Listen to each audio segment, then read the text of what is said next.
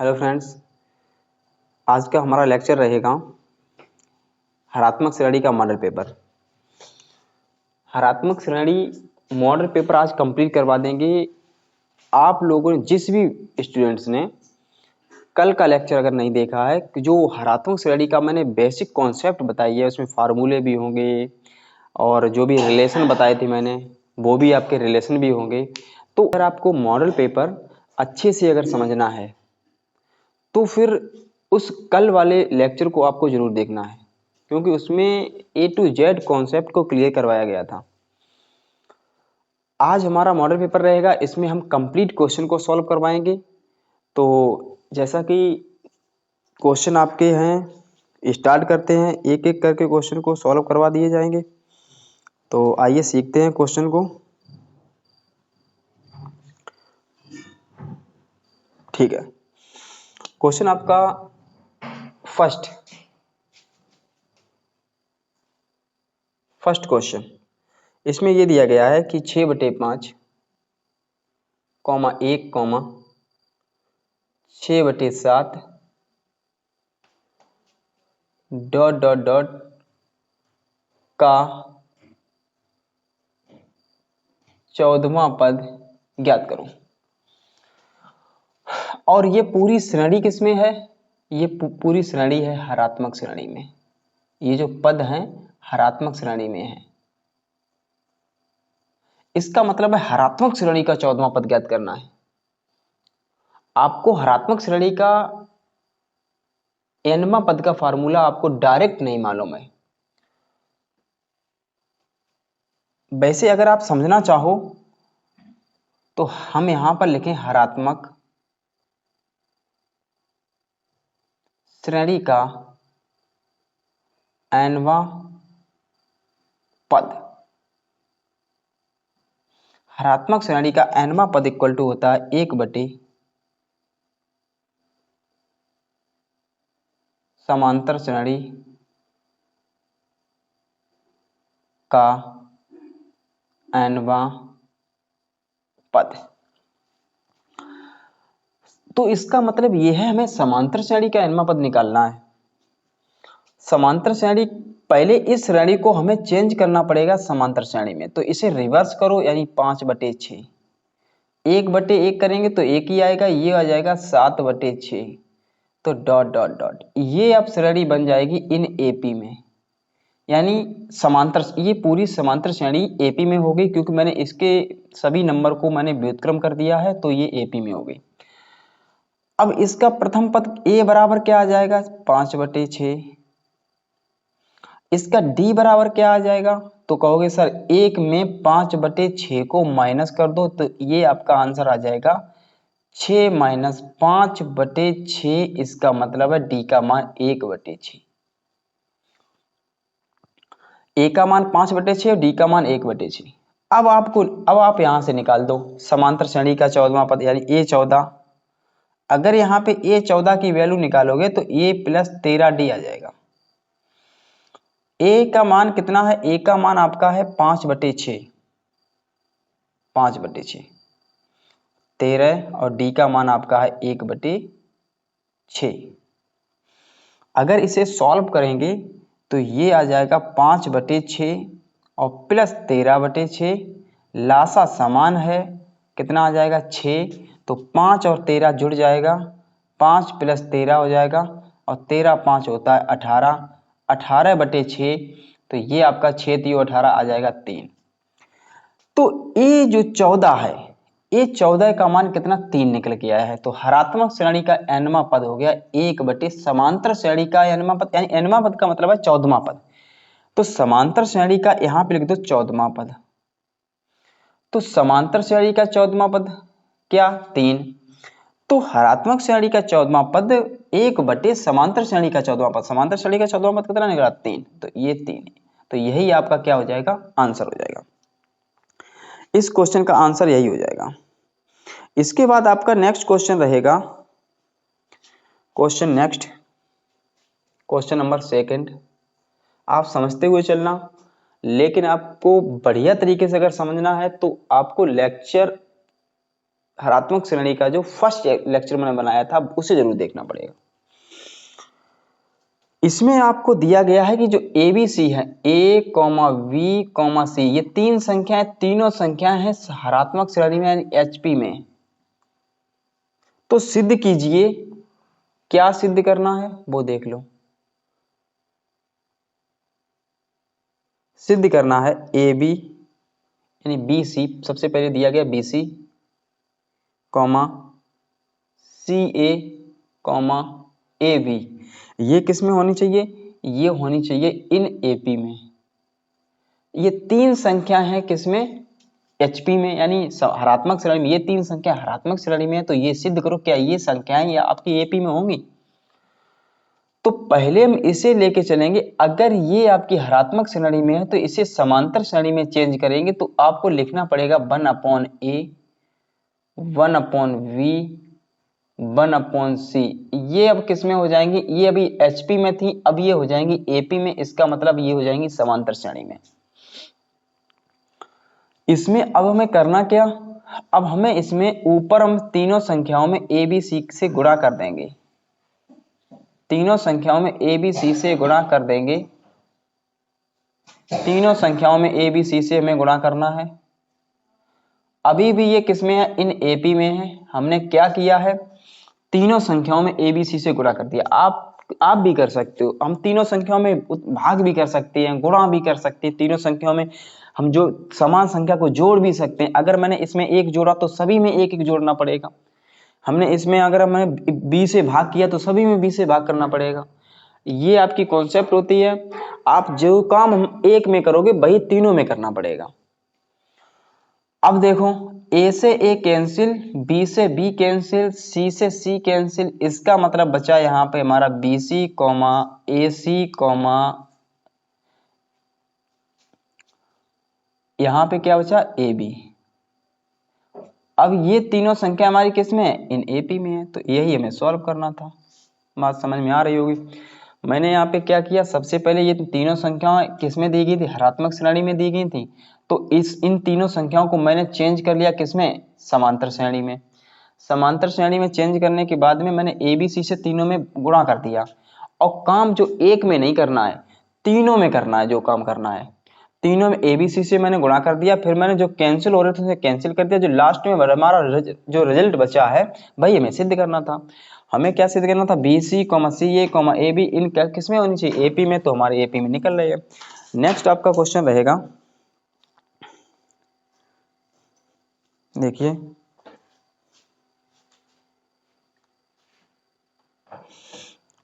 Next question, question number 3।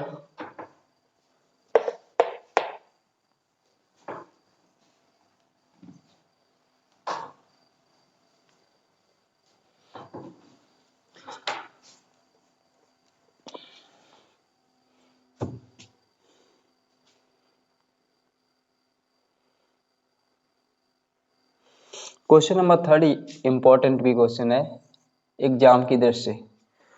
यदि किन्हीं दो वास्तविक संख्याओं के समांतर गुणोत्तर तथा हरात्मक माध्य क्रमशः AGH हों। देखिए, दो समान वास्तविक संख्याएं, दो वास्तविक धनात्मक संख्याएं हैं जिनका समांतर माध्य दिया गया है।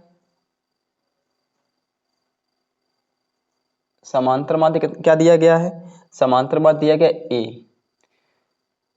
गुणोत्तर माध्य क्या दिया गया? वो G दिया गया।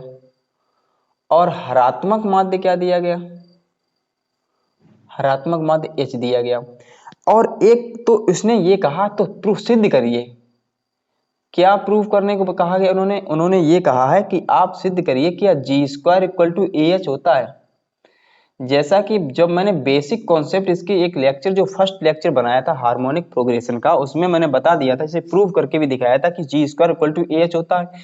आज आपको सिद्ध भी करेंगे और भी दूसरी तरीके से सिद्ध करके दिखाएंगे। क्वेश्चन जैसे चाहता है उस तरीके से हम क्या करेंगे। हम अगर इसका सॉल्यूशन करें, माना दो वास्तविक संख्याएं, हम दो वास्तविक संख्याओं को मान लेंगे। माना दो धनात्मक वास्तविक संख्याएं, धनात्मक वास्तविक संख्याएं कितनी है, एक ए है एक बी है, माना दो धनात्मक वास्तविक संख्या ए कॉमा बी है। अगर हम इसका समांतर माध्य निकालते हैं तो आपका इसका समांतर माध्य आ जाएगा a प्लस बी बटे 2, जैसा कि मैं पहले ये बता चुका हूं उस लेक्चर में। समांतर माध्य दोनों संख्याओं को जोड़ के बटे 2 कर दो। अगर इसका गुणोत्तर माध्य निकालेंगे तो इसका गुणोत्तर माध्य हो जाएगा अंडर रूट ए बी। इसका हरात्मक माध्य अगर हम निकालेंगे तो ये हरात्मक माध्य हो जाएगा इसका 2ab upon a plus B. तो मैंने a जी एच तीनों की वैल्यू निकालनी है, तीनों की वैल्यू यहां पे लिख ली मैंने। अब हमें लेफ्ट हैंड साइड लेके चलना है और राइट हैंड साइड को प्रूफ कर देना है। लेफ्ट हैंड साइड और राइट हैंड साइड दोनों में इक्वल में हमें प्रूफ करने हैं कि दोनों बराबर होते हैं या नहीं होते हैं। तो अगर हम क्या करें, यहाँ पे दो धनात्मक संख्याएं हैं, तो मैंने दोनों धनात्मक संख्याओं को a कॉमा बी मान लिया है जैसा क्वेश्चन कह रहा है। इसके बाद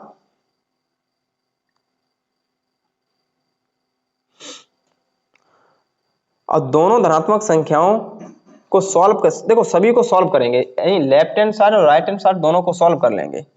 लेफ्ट हैंड और राइट हैंड साइड दोनों को सॉल्व करेंगे तो पहले तो ऐसा करो, लेफ्ट हैंड साइड को लेके चलो, और लेफ्ट हैंड साइड कितनी है, जी स्क्वायर है, और जी की वैल्यू क्या है, जी की वैल्यू अंडर रूट ए बी है। अगर हम अंडर रूट ए बी दिया गया है, अगर उस ए बी का स्क्वायर कर देंगे तो ये आ जाएगा ए बी।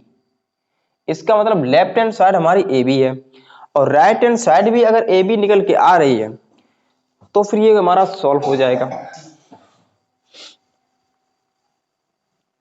तो देखते हैं फिर क्या ए बी निकल के आ रहा है या नहीं आ रहा है। अब राइट हैंड साइड को लेके चलो, राइट हैंड साइड क्या था, ए एच, ए की वैल्यू कितनी है, ए प्लस बी बटे 2, और एच की वैल्यू कितनी है, 2ab upon a plus B. ऐसे चाहो तो ब्रैकेट भी लगा सकते हो, तो इस ब्रैकेट से ये ब्रैकेट कैंसिल हो जाएगा, आपका ऊपर बचेगा 2ab और नीचे अपॉन में 2 बचा, 2 से 2 भी कट जाएगा, आपका यहाँ पे आंसर आ जाएगा ए बी। जैसा कि यहाँ पर भी आपका ए बी निकल रहा था, यहाँ पर भी आपका ए बी निकल रहा, तो ये हमारी कैलकुलेशन जो है G square equal to A H के बराबर आ रही। इसका मतलब है जी स्क्वायर का जो मान निकल रहा वही तो हमारा ए एच का मान निकल रहा, तो यही तो प्रूफ करना हमें, यही हमें प्रूफ करना है। जैसा जो जी स्क्वायर की जो वैल्यू आ रही है वही ए एच की वैल्यू आ रही है, तो यही तो हमें प्रूफ करना था। ठीक है, यही क्वेश्चन कह रहा है, इसी यही प्रूफ करिए। इसके बाद हमारा एक क्वेश्चन है, इसमें क्वेश्चन नंबर 4, 8वां पद ज्ञात करना है। देखिए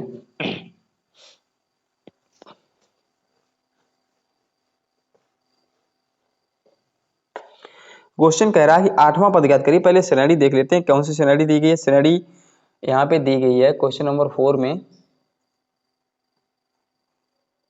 क्या श्रेणी है, 9,9 बटे 2, 9,9 बटे 2, 3, 9 बटे 4, डॉट डॉट डॉट का 8वां पद ज्ञात करना है। 8वां पद ज्ञात करना है, लेकिन इसमें यह नहीं कहा गया कि श्रेणी ये है कैसी।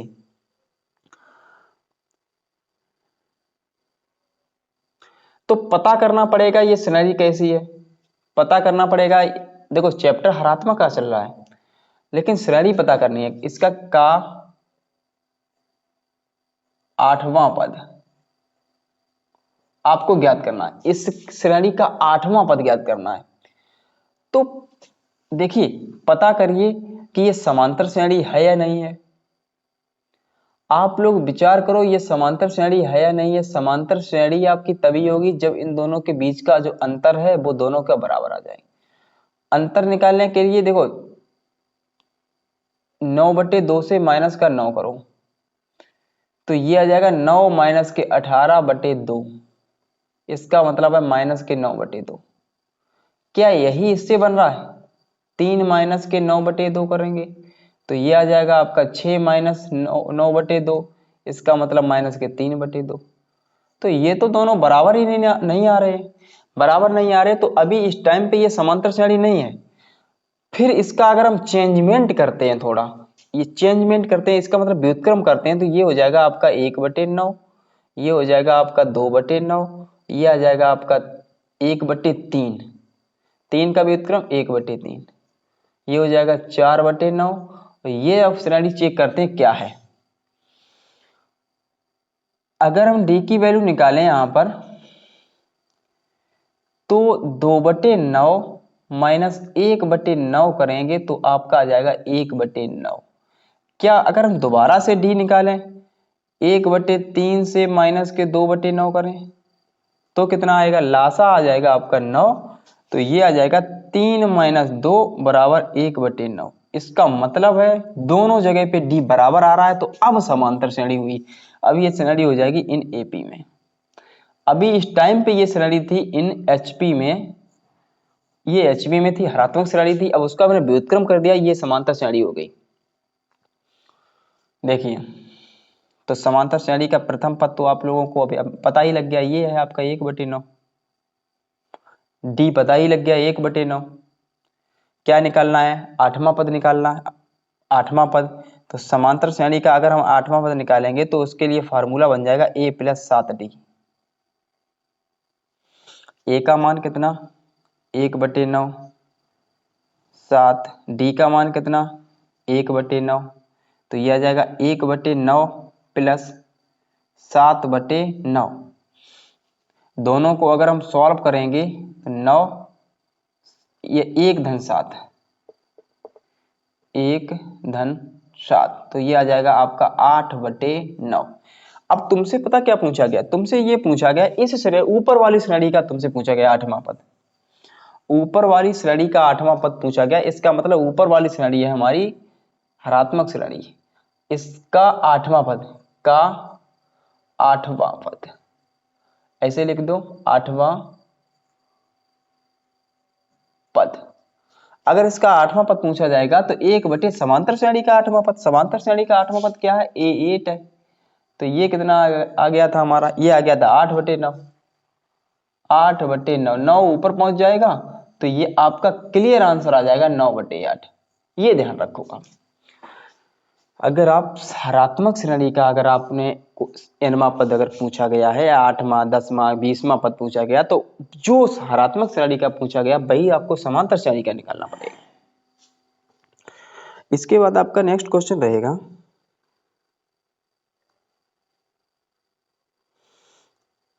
Question number 5।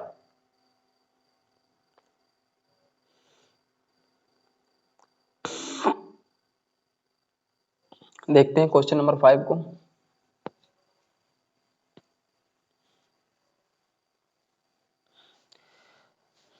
अगर क्वेश्चन में नहीं दिया गया कि ये हरात्मक श्रेणी या समांतर श्रेणी, तो उसे पता करिए। अगर पता करने के बाद उसे सॉल्व करिए पहले। अगर डायरेक्ट आप सॉल्व कर दोगे फिर ये क्वेश्चन, देखिए क्वेश्चन नंबर 5, क्वेश्चन नंबर 5 में 3 संख्याएं दी गई हैं और किसमें है, एचपी में है। तो इन तीनों संख्याओं से हम समांतर माध्य भी निकाल लेंगे, गुणोत्तर माध्य भी निकाल लेंगे, हरात्मक माध्य भी निकाल लेंगे। प्रूफ क्या करना, पहले उसे देखते हैं। प्रूफ करना a³ plus c³ greater than 2b³, हमें ये प्रूफ करना है। बहुत ही अच्छा क्वेश्चन है।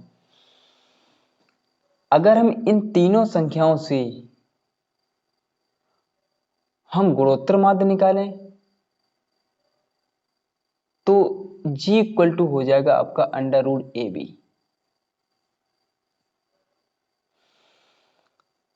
अगर दो संख्याएं होती हैं उसके लिए g इक्वल टू होता है √ab। अब इसमें g की जगह पे कितना है, g की जगह पे b है, और आसपास के जो संख्याएं बाकी बची हैं वो है ac, तो ये हो जाएगा b इक्वल टू √ac।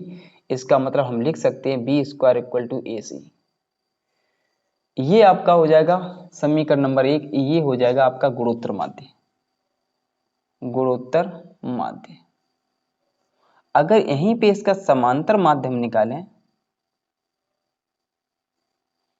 अगर यहीं पे इसका समांतर माध्य निकालें तो ये इसका समांतर माध्य हो जाएगा 2b equal to A plus C, इन तीनों संख्याओं का, तो b इक्वल टू हो जाएगा a प्लस सी अपॉन 2।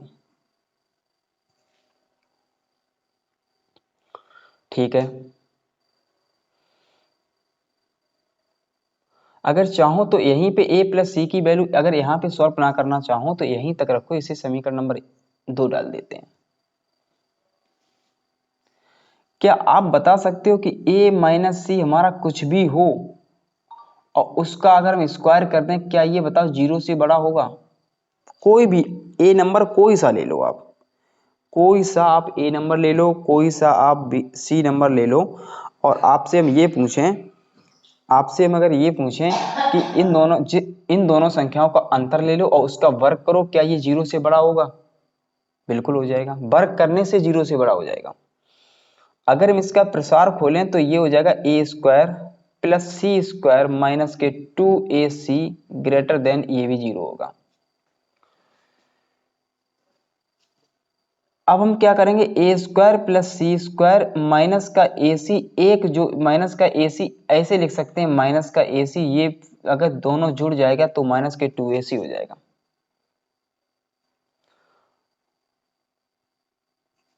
आपके माइंड में ये तो चल रहा होगा कि सर यही क्यों किया गया। हम इसलिए ये कर रहे हैं क्योंकि हमें यहाँ इधर साइड में हमें b लाना है, b इधर साइड में हमें b लाना है, और ग्रेटर देन का चिन्ह कैसे लाना है, वो उसके लिए ग्रेटर देन के चिन्ह के लिए ये किया गया है। अगर हम a से हम c को घटा दें तो और फिर उसका वर्ग कर दें तो ये हमेशा 0 से बड़ा होगा। कैसा भी नंबर, चाहे a छोटा हो चाहे c छोटा हो, हमेशा 0 से बड़ा होगा। ग्रेटर देन का चिन्ह आ गया हमारा। इसका फार्मूला अप्लाई किया क्योंकि हमें मालूम है AC की वैल्यू b स्क्वायर है, इस AC को उधर ले जाएंगे तो b स्क्वायर हमारा आ जाएगा।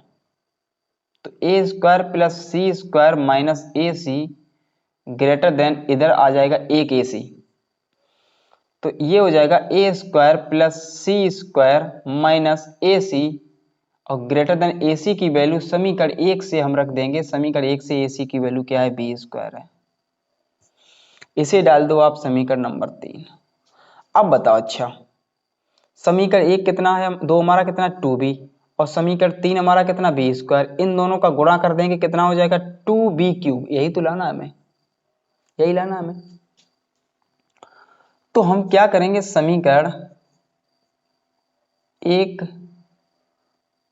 व 3 का गुणा करने पर इन दोनों समीकरणों का गुणा कर देंगे, इसका गुणा कर देंगे और समीकरण 2 का गुणा कर देंगे, तो ये हो जाएगा a प्लस सी, ये। और इधर साइड देखो, एक बात समझ लो, पहले इनइक्वालिटी को लिखते हैं, पहले इनइक्वालिटी को लिखो, a square plus c square minus AC, ये आपका है ग्रेटर देन b स्क्वायर। अगर हम इधर मैंने लिख दिया a प्लस सी और इधर लिख दिया मैंने 2b, और जैसा कि आप जानते हो a प्लस सी और 2b की वैल्यू बराबर है तो इनइक्वालिटी वैसी रहेगी।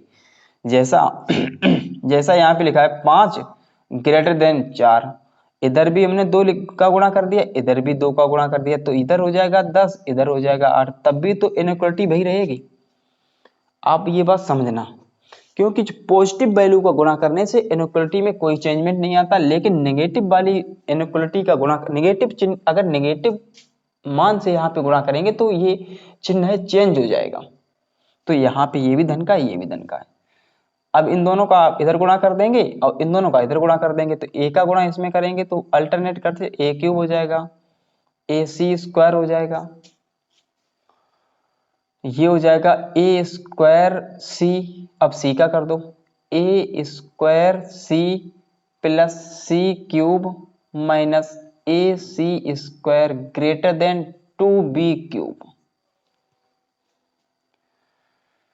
ए square c cancel, AC square cancel, तो इधर बचेगा आपका a cube plus c cube, इधर बचेगा आपका 2b क्यूब। यही तो हमें सिद्ध करना था। बताओ, अच्छा बताओ, बहुत ही अच्छा क्वेश्चन था। इसमें गुणोत्तर माध्य निकाल लिया, समांतर माध्य निकाल लिया, बस इन दोनों को समीकरण 1 और 2 डाल दिया। इसके बाद में क्या हुआ, ये आपको याद करना, नोट पॉइंट यही है हमारा। अगर नोट पॉइंट ये ध्यान में बना रहेगा कि मैंने इसके बाद क्या किया था, तब आप लगा सकते हो, क्योंकि मैं इनइक्वलिटी का चिन्ह, ये चिन्ह लाने के लिए हमें यही करना पड़ेगा। चाहे तो आप c माइनस ए कर दो, चाहे a माइनस c कर दो, ग्रेटर देन आपका 0 होगा। ठीक है, इसके बाद देखिए नेक्स्ट क्वेश्चन आपका रहेगा, बहुत ही अच्छा क्वेश्चन है, क्वेश्चन नंबर 6, बहुत ही अच्छा क्वेश्चन। जिस भी स्टूडेंट ने लेक्चर फर्स्ट नहीं देखा है हरात्मक श्रेणी का, तो वो पहले देख लें, उसके बाद ये समझ में आएगा। इसके बाद आपको क्वेश्चन ये समझ में आएंगे। क्वेश्चन नंबर 6, दो संख्याओं का गुणोत्तर माध्य, यानी गुणोत्तर माध्य दिया गया, दो संख्याएं दी गई, दो संख्याएं मान लो एक a एक b, ये दोनों संख्याएं हैं हमारी, इसका गुणोत्तर माध्य दिया इन्होंने, क्या दे दिया है, इसका गुणोत्तर माध्य दे दिया है 12। ठीक है, और गुणोत्तर माध्य पता क्या होता है, गुणोत्तर माध्य हमेशा याद रखना ये होता है g equal to under root A b. मान लो तो अंडर रूट ए बी की वैल्यू 12 दी गई है, तो अगर हम तुमसे कहें ए बी की वैल्यू क्या होगी, ए बी की वैल्यू हो जाएगी आपकी 144। इसे डाल दो समीकरण नंबर 1।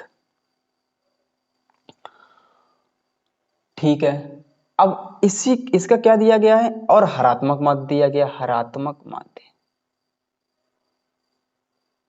हरात्मक माध्य कितना दिया गया, 11 सही 1/13। और हरात्मक माध्य आप जानते हो, हरात्मक माध्य का मैथ फार्मूला होता है 2ab upon a plus b। ये हो जाएगा, इसका गुणा कर लो, 11 3 33 और 11 एकम 11 और 3 14 और प्लस 1/13, तो ये आपका आ जाएगा 144। तो ये 2ab बटे a प्लस v, तो इधर आ जाएगा 144/13। ये हमारा कैंसिल हो जाएगा, 2 सत्ते 14, 2 दूनी 4।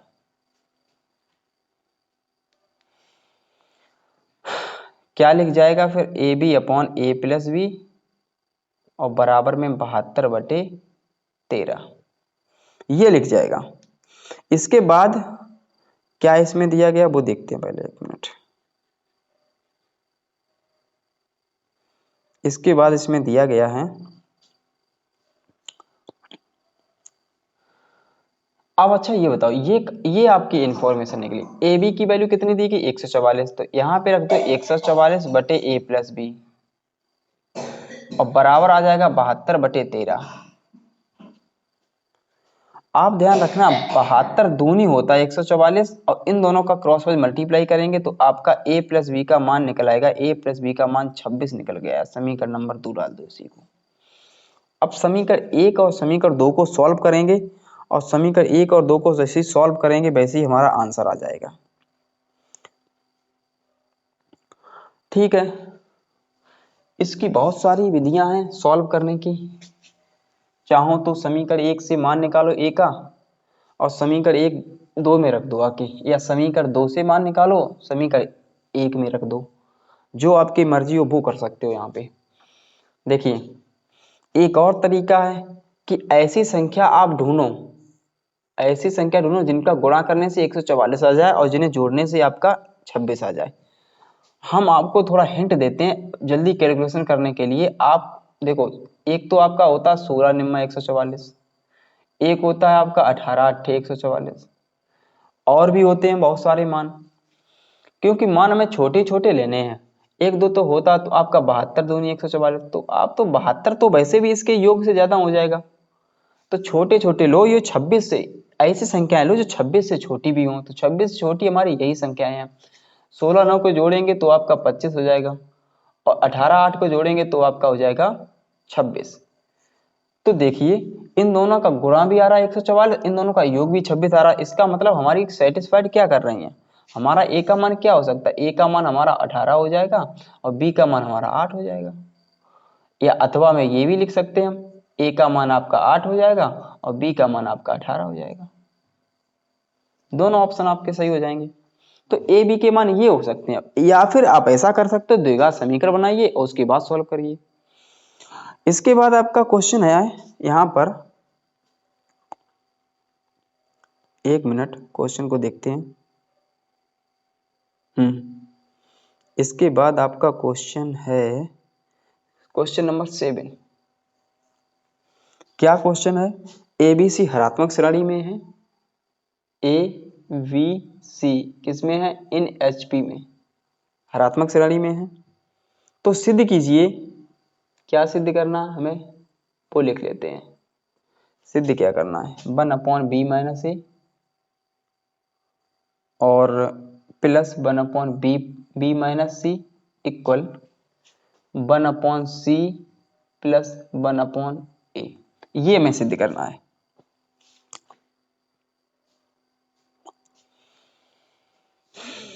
ध्यान दो, पहले ये कैसे किसमें है? हरात्मक श्रेणी में है। तो इसका हरात्मक माध्य निकालो।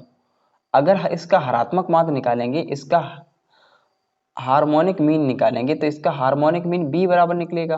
क्या निकलेगा? b बराबर निकलेगा 2ac अपॉन a प्लस सी, ये इसका हार्मोनिक मीन निकलेगा।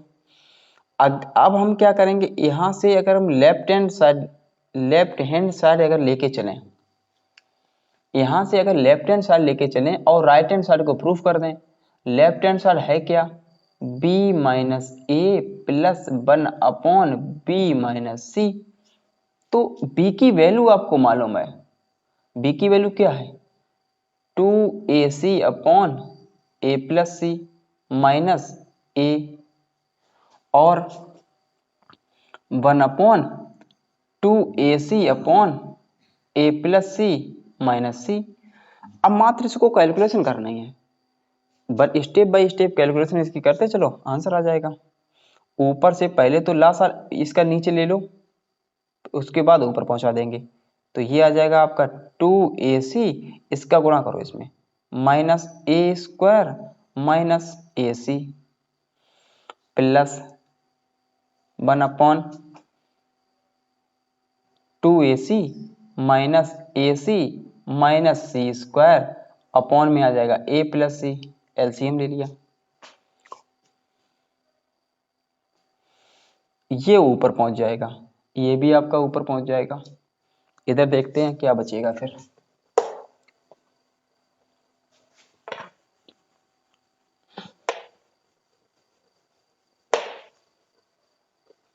देखते हैं, ऊपर आपका a प्लस सी पहुंचा और ये बटे इसमें 2ac है, एक ac माइनस हो जाएगा तो एक ac बचेगा। तो यहाँ पे बचेगा ac minus a square plus फिर a प्लस सी, ऊपर क्या बचेगा? फिर यहाँ पर ac माइनस सी स्क्वायर बचेगा, ac माइनस सी स्क्वायर। अब क्या करना है? अब इसका ओनली लासा ले लो। अगर हम इसका लासा लेंगे तो भी सॉल्व हो जाएगा। अब या ऊपर से a प्लस सी कॉमन ले लो, क्योंकि हमें क्या बनाना है? हमें 1/c बनाना है और हमें 1 पहले तो ऐसा करो, जो कॉमन मिले उसे कॉमन ले लो, a प्लस सी अपॉन यहां से a कॉमन, ये हो जाएगा c माइनस a। इधर देखो a प्लस सी, नीचे c कॉमन, तो ये हो जाएगा आपका a माइनस सी। अब ऐसा करो, नीचे दोनों को एक जैसा करो, a प्लस सी और ये हो जाएगा आपका c माइनस a। यहां से माइनस चिन्ह कॉमन ले लो, यहां पे लग जाएगा जाके, तो c और ये भी हो जाएगा c माइनस a। क्यों हुआ c माइनस a? क्योंकि यहाँ पे माइनस चिन्ह कॉमन ले लिया, तो यहाँ ये वाला जो माइनस चिन्ह कॉमन यहाँ से लिया वो यहाँ पे लगा दिया आके। अब नीचे से लासा ले लो। अगर नीचे से लासा लेंगे तो ये आ जाएगा ए सी और सी माइनस ए ब्रैकेट वाला, ये लासा हो गया। तो ए से ए कैंसिल और सी माइनस ए से सी माइनस सी बचा ओनली सी, इसका ऊपर गुणा कर देंगे हम सी का, तो ये हो जाएगा ए C plus c square minus, ये कैंसिल हो जाएगा, पीछे वाला ए बचेगा, ए का गुणा उसमें हो जाएगा, तो ए स्क्वायर माइनस ए सी। अब देखो पहले ये कैंसिल हो जाएंगे, ऊपर क्या बचा, ऊपर बचा सी स्क्वायर माइनस ए स्क्वायर अपॉन में ए सी और ब्रैकेट में सी माइनस ए। ऊपर वर्ग वाला फार्मूला भी एक हो गया, सी स्क्वायर माइनस ए स्क्वायर, एक ब्रैकेट में दोनों को जोड़ना पड़ेगा और एक ब्रैकेट में दोनों को घटाना पड़ेगा, और क्या है ए सी अपॉन सी माइनस ए, तो ये कैंसिल हो जाएंगे। बाद में क्या बचेगा, बाद में बचेगा सी प्लस ए अपॉन ए सी। अब इन दोनों को अल्टरनेट सेपरेट कर दो, अगर हम इसे सेपरेट करेंगे तो ये हो जाएगा सी अपॉन ए सी और प्लस ए अपॉन ए सी, तो ए से ए खत्म, सी से सी खत्म, बचेगा क्या 1 अपॉन ए और प्लस 1 अपॉन सी, यही तो हमें प्रूफ करना था, ये बचेगा हमारा 1 अपॉन ए 1 अपॉन सी। देखो पहले यहाँ पे किया क्या, ये सभी कैसे हैं, ये सभी उसमें हरात्मक माध्य में है, वो हरात्मक श्रेणी में है, ए बी सी तीनों हरात्मक श्रेणी में है, हरात्मक श्रेणी से मैंने हरात्मक माध्य निकाल लिया, हरात्मक माध्य में यानी बी का मान निकला, बी का मान हमने इसमें रख दिया और रखने के बाद पूरा सॉल्व कर लिया, ये कैलकुलेशन पूरी सॉल्व कर ली, सॉल्व करते हुए चले जाओ, बाद में हमारा ये आंसर आ गया, बस यही हमें करना था इसमें। उसके बाद में एक और क्वेश्चन इसमें बचा हुआ है, वो भी आप सीख लो, उसके बाद देखते हैं फिर, ठीक है। लास्ट क्वेश्चन इसका बचा है, वो भी देख लो आप, क्योंकि ये अच्छा क्वेश्चन है, बहुत ही अच्छा क्वेश्चन।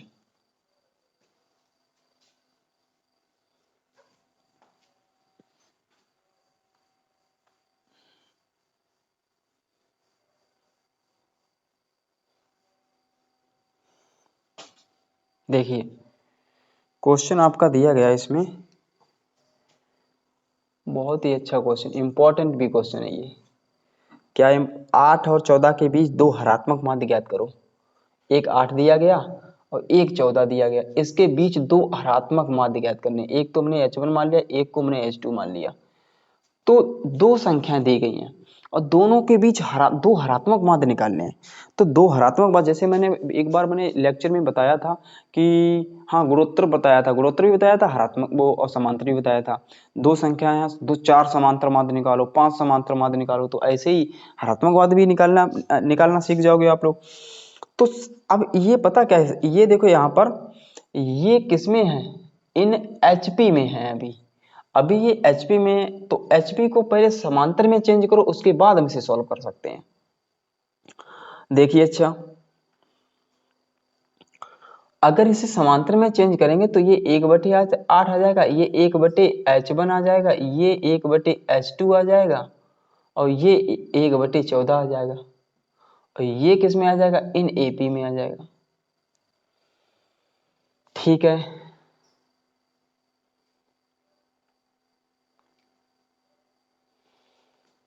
अब हमें करना क्या, इसका हमें प्रथम पद दिया गया, द्वितीय पद दिया गया, तृतीय पद दिया गया, चतुर्थ पद दिया गया, हमें H1 और H2 की वैल्यू निकालनी है किसी भी तरीके से।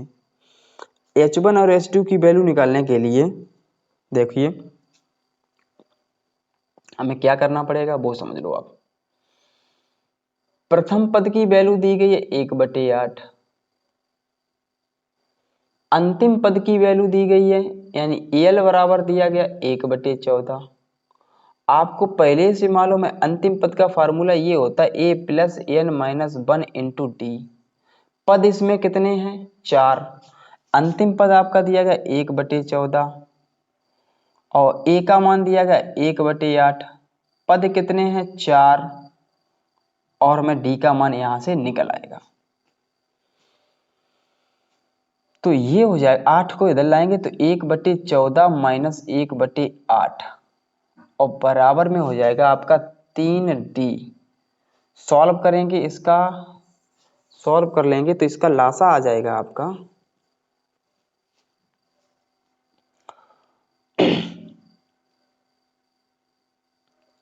लासा आपका 56 आ जाएगा, 14 चौकू 56 4 आ जाएगा, 8 7 56 7 आ जाएगा, तो यहाँ पे बचेगा आपका 3D। इसके बाद अगर इसे हम सॉल्व करते हुए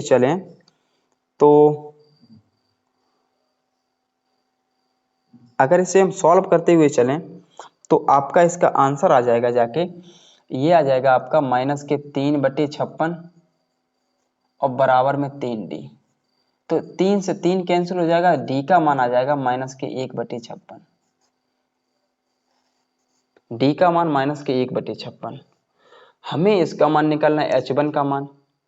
अगर हम यहाँ से d का मान निकालें तो आप यही कहोगे 1/h1 से माइनस कर दो 1/8।